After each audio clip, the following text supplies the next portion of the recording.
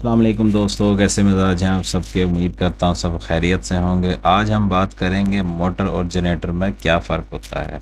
हमारे पास जो जनरेटर और मोटर होते हैं इसमें बहुत सारी चीज़ों का फ़र्क पाया जाता है और बहुत सारे इंटरव्यूज़ में ये भी क्वेश्चन पूछा जाता है कि मोटर और जनरेटर में क्या फ़र्क है। उम्मीद करता हूँ आज की ये वीडियो देखने के बाद आपके बहुत सारे सवालात के जवाब आपको मिल जाएंगे।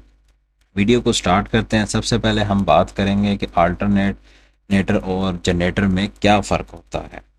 बहुत सारे लोगों को ये फ़र्क पता नहीं होता, तो ये एक्चुअली फ़र्क क्या होता है वो ये है कि जो अल्टरनेटर होता है वो मैकेनिकल एनर्जी को अल्टरनेटिंग इलेक्ट्रिकल एनर्जी में कन्वर्ट करता है और आउटपुट पर हमें जो है वो एसी सप्लाई मिलती है, जबकि जनरेटर जो होता है वो मैकेनिकल एनर्जी को अल्टरनेटर या डीसी इलेक्ट्रिकल एनर्जी में कन्वर्ट करता है और हमें आउटपुट पर जो हमारी रिक्वायर्ड एनर्जी होती है, एसी हो या डीसी हो, वो हमें देता है। ये दोनों जो है, इनमें जो मेन डिफरेंस है वो यही होता है सप्लाई का, कि हमें आउटपुट पर कौन सी सप्लाई मिलती है। अब हम बात करेंगे मोटर और जनरेटर में क्या फ़र्क होता है। ये दोनों की वर्किंग पर होता है। मोटर जो होती है वो इलेक्ट्रिकल एनर्जी को मैकेनिकल एनर्जी में कन्वर्ट करती है और पावर सोर्स प्रोवाइड करती है मशीनरी के लिए। जैसे कि हमारे पास मोटर्स होती हैं, घरों में इस्तेमाल होती हैं, उसको हम जो है इलेक्ट्रिकल जो सप्लाई होती है उसकी हम इनपुट पर देते हैं और हमें आउटपुट जो मिलती है वो मैकेनिकल की फॉर्म में मिलती है, हमें उसको मोटर कहते हैं। जनरेटर की बात कर लेते हैं। जनरेटर वो मशीन होती है जो मैकेनिकल एनर्जी को इलेक्ट्रिकल एनर्जी में तब्दील करती है और ये एनर्जी हमारे घरों, कमर्शियल यूज़ में, इंडस्ट्रियल यूज़ के लिए ट्रांसमिशन लाइन्स और डिस्ट्रीब्यूशन लाइन्स के ज़रिए हमारे तक जो है वो पहुंचाई जाती है। सबसे पहले हम मोटर के वर्किंग प्रिंसिपल की बात करें तो जो जब हमारे पास इसको इनपुट पर, जैसे कि मैंने पहले बताया, पावर सप्लाई यानी इलेक्ट्रिकल एनर्जी जब हम देते हैं तो इसके अंदर जो कंडक्टर होते हैं इनमें से इलेक्ट्रिकल एनर्जी जो है वो गुजरना स्टार्ट हो जाती है। मोटर के अंदर जो कंडक्टर होते हैं वो करंट को ले जाने के लिए इस्तेमाल होते हैं। इसके अंदर जो मैग्नेटिक फील्ड होती है वो इस करंट की फोर्स को लेके जाने का काम करती है और हमें जो आउटपुट पर जो मिलती है एनर्जी वो मैकेनिकल एनर्जी की फॉर्म में हमें हासिल होती है। अब हम वर्किंग प्रिंसिपल है वो जनरेटर के अकॉर्डिंगली बात कर लेते हैं।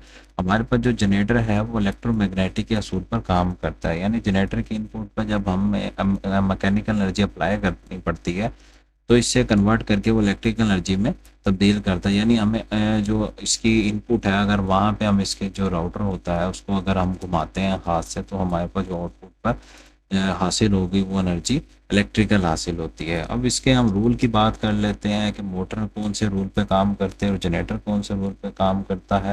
मोटर हमारे पास फ्लेमिंग के लेफ़्ट हैंड रूल पर काम करता है। अगर हम लेफ़्ट हैंड रूल की बात करें तो अगर हम अपने लेफ़्ट हैंड को इस तरीके से खोलें कि हमारा अंगूठा फर्स्ट फिंगर और सेकंड फिंगर को इस तरीके से खोला जाए कि हमारा जो अंगूठा है वो कंडक्टर की हरकत की सिमत को, फर्स्ट फिंगर जो है मैग्नेटिक फोर्स को, दरमियान वाली जो सेकंड फिंगर होती है वो डायरेक्शन ऑफ करंट को शो करे, तो ये हमारे पास लेफ्ट हैंड रूल कहलाता है। और मोटर जो है बेसिकली जितनी भी हैं दुनिया में वो इसी असूल पर काम करती हैं। और जनरेटर के बारे में अगर हम बात करें तो ये राइट हैंड रूल पर काम करता है। फ्रेमिंग का जो दाएं हाथ का रूल है वो ये बताता है अगर हम दाएं हाथ को इस तरीके से खोलें कि अंगूठा फर्स्ट फिंगर और सेकंड फिंगर को इस तरीके से खोला जाए कि अंगूठा कंडक्टर की हरकत की सिमत को, फर्स्ट फिंगर जो है मैग्नेटिक फील्ड की सिमत को, सेकंड फिंगर जो है करंट की सिमत की तरफ इशारा करती है। और तमाम जनरेटर जो दुनिया में काम करते हैं वो इसी राइट हैंड रूल की असूल पर काम करते हैं।